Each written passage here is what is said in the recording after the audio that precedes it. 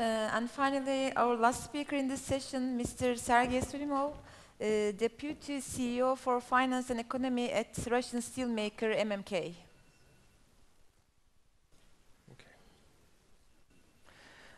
Good afternoon. I'll try to be short. I represent MMK, number one we have number one market share in steel consumption in Russia, one of top 3 steel makers in Russia. And we also have, as most of you know, steel plant in Turkey, in Iskenderun, called MMK Metallurgy. So in my short presentation, I will try to give also both this outside-in perspective, how we view Turkish industry, and also some kind of inside out. So how we see from the perspective of MMK Metallurgy, the steel industry and its future in Turkey. First of all, short disclaimer. Yes, in this discussion we will not focus on long-term trends. We will focus on long-term trends and not on short-term price forecasts. So 3 parts of the presentation. The first is a short snapshot on MMK current performance. Then we will touch upon a few messages around Russian CIS steel market trends. And as I already said, MMK Metallurgy, and here we would like to address the key question: when to start full 2.3 million ton capacity. Let's start with MMK Group. These are 9 months 2014 results. So finished steel products 9.3 million tons, plus 11% year on year. Revenue 6.2 billion, minus 1.5%, the business prices. EBITDA is 1.2 billion, plus 33% year on year. And EBITDA margin is 19.5%. which is plus 5.5 percentage points year on year. If you follow Erdemir financials, you will find quite similar results. And by the way, as well as Erdemir Group, we are mostly focused on flat.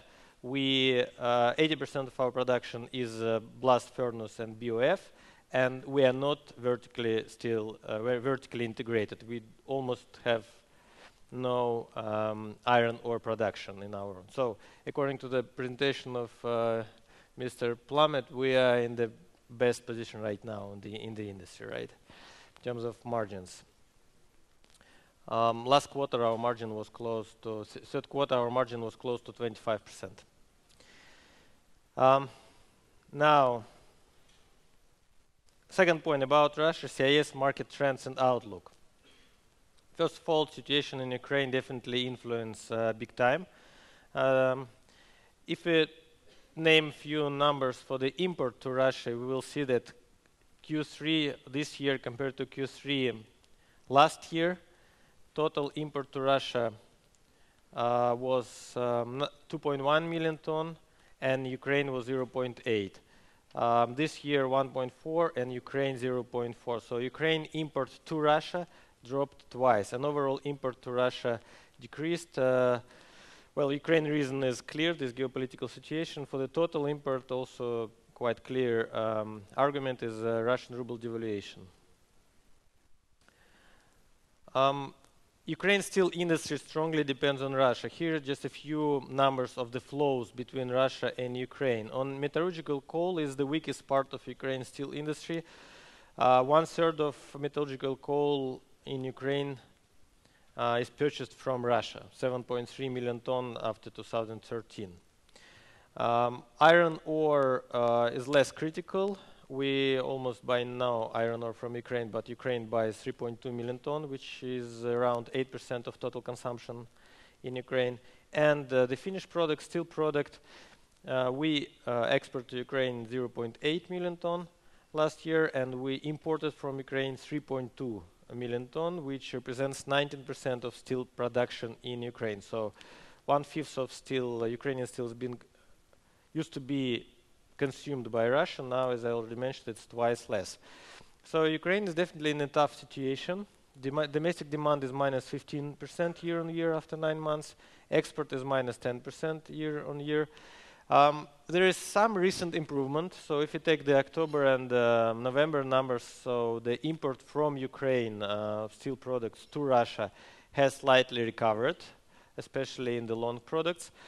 However, from what we know about Ukrainian government and Ukrainian economic situation, we see Q1, Q2 next year worsening economic situation in Ukraine, and some economists even say about collapse of Ukrainian economy. We hope that there's going to be peace in Ukraine and no collapse will happen. Couple of other trends. Next page. Import from China is not significant, and mostly in niche products like color coating. And again, this year, due to Russian ruble devaluation, this is second point, import decreased, and we as Russian steel makers, we definitely improved our margins. GDP is a point of concern. It's slowing down. We have seen different already forecasts in this room about Russian GDP growth next year. It's something between like 0 plus 1%. Some economists say even minus 5%. And yesterday announcement from the OPEC countries meeting in Vienna significantly dropped the price of iron oil. So this will definitely have a strong impact on Russian economy GDP growth. Internally, some of Russian economists, not on public, but internally talk about something like -2 to -5% GDP growth. We, in our business plan of MMK for the next year, we use GDP forecast 0.5 positive growth in GDP. Now, last part of my presentation is about MMK metallurgy in light of our global market outlook. So here's the status. We have 2.3 million tons of electric arc furnace and hot strip mill capacity, which was completely brand new and was built in 2009 and launched in 2011. And it's idle since 2012. We also have galvanizing and color coating lines, which are 100% utilized, 0.8 roughly and 0.4 million tons per year, and we believe we have around 60% of market share in color coating in Turkey and 25% in galvanized. So the key question for us as the investor, we invested more than $2 billion in Turkish economy. We believe we're one of the biggest international investors in the Turkish economy for the last 5 years. The biggest question, when should we launch our electric arc furnace? And that was basically the biggest question, what will happen with electric arc furnace industry and the scrap price in Turkey. So we would like to share with you our opinion. And by the way, in most points, it is aligned with what was already said today in this room. So this is our ABC, next page, ABC arguments and trends. So what do we believe in the midterm? By midterm, we understand like 2016, 2017. First of all, we believe US economy growth will slow down. You know that the Q3 this year, GDP growth in US was incredible 3.9%. For developed economy, it's a huge growth, which both of us, Turkey and Russia, can dream only of right now. So, assuming that the growth will slow down, we believe that increase in scrap export from US will grow from today's 18, 19 million ton back to 22, 24 million ton per year. One of the reasons why we believe that this will happen is that oil price, as you know, and the gas price respectively is going down. And we believe that this will slow down the growth of US oil and gas industry, which is consuming a lot of pipes. And one of the reasons why US economy is growing and US steel industry is feeling so well today.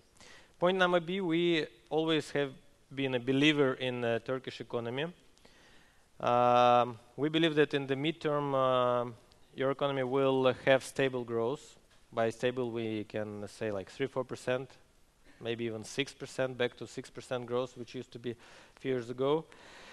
And hence, it will lead to steel consumption. Our view, just to stop here for a while, about the current Turkish economy is that you're in a scissors in a way. Turkey used to be a good partner and a fabrica in some way for European economy. We know that is not feeling well on one side. On the other side, Turkish economic interest was very strong always with the neighboring countries like Iraq, Syria, and Iran. And today there is no big business with these countries due to military operations. Hopefully, both of these things will improve. European economy somehow steadily will improve, and peace will be in the neighboring countries, and this will definitely drive Turkish economy growth. Point number C, on capacity utilization. We strongly believe in Chinese. We believe that China will close down 50 to 100 million tons of steel capacity in the next couple of years, and hence capacity utilization globally will improve and achieve 80%. Here I would like to make also additional point. When we met on APEC forum 2 weeks ago in Beijing with one of the top managers of ICBC, the largest Chinese bank and the bank which has the biggest share in giving the loans to steel industry in China, they basically said that as a bankers they feel pain because most of the clients of this bank in steel industry in China suffers right now.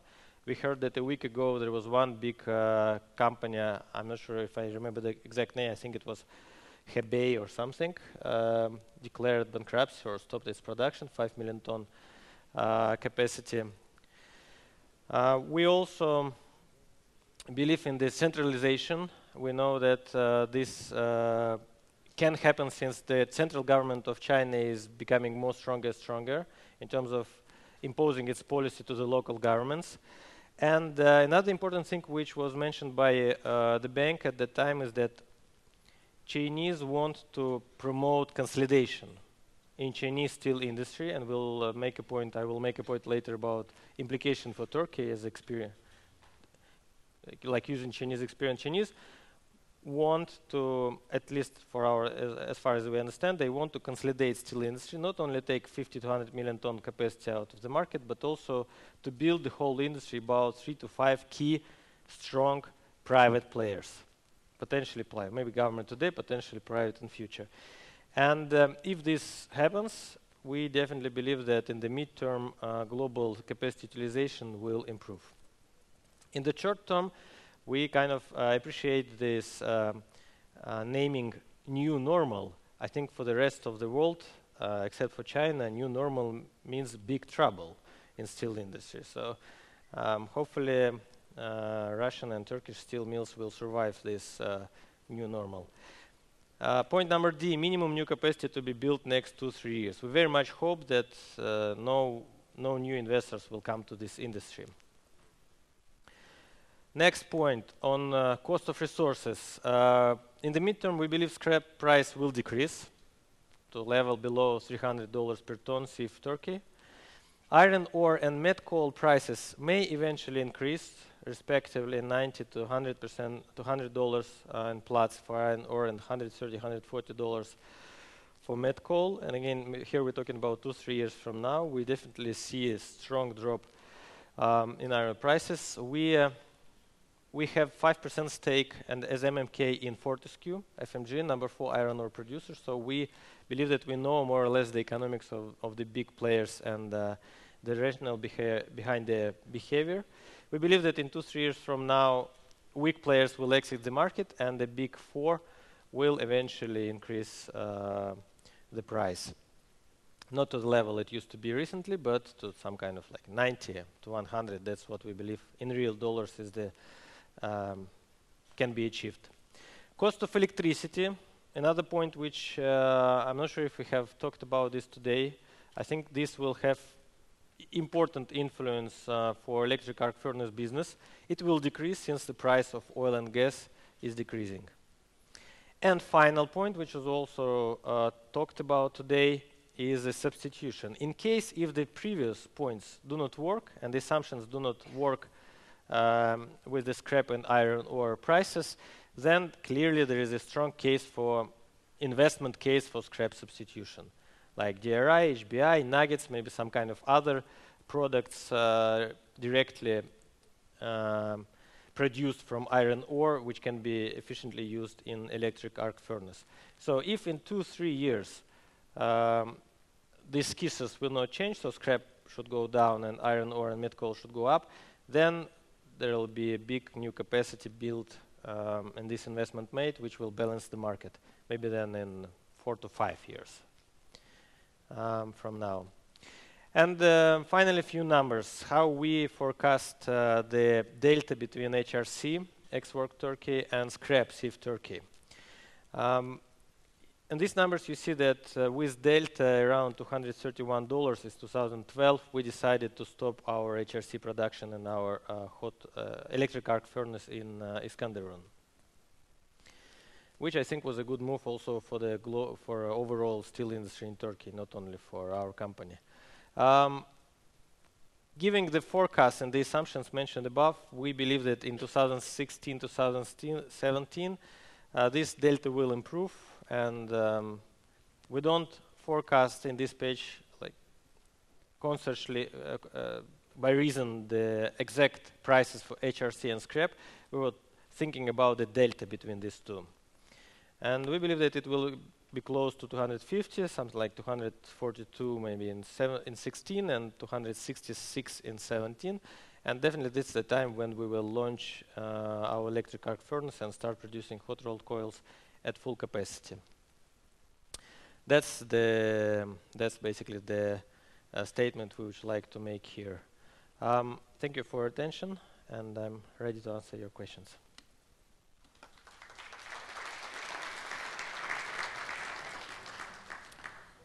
Thank you, Sergey. Any questions for Mr. Sergey?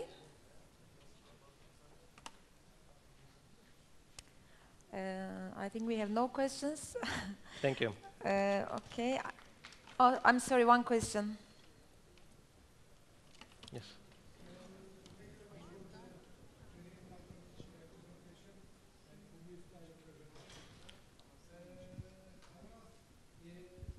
You are waiting the margin between scrap and the HRC to grow, then you will restart the production. Don't you consider, I don't know, revising the line to be able to re-roll slab? At the moment, as far as I know, you are, it's a thin slab caster. That's why you cannot roll the slabs. Instead of waiting this gap to increase, why don't you consider of revising the line? Thank you very much. Thank you for a question. As for the style of presentation, I spent 7 years with McKinsey, and I was a little bit tired with PowerPoint. So sorry for handwritten, but it's my handwritten presentation. And as for the question, it doesn't make sense economically. There are too much capex needed to do this. So in terms of just from the investment payback period, NPV is negative for this kind of exercise. So we are patient. We will wait, and we believe again in the Turkish growth, and we believe that we will be successful in Turkey. Thank you. Thank you.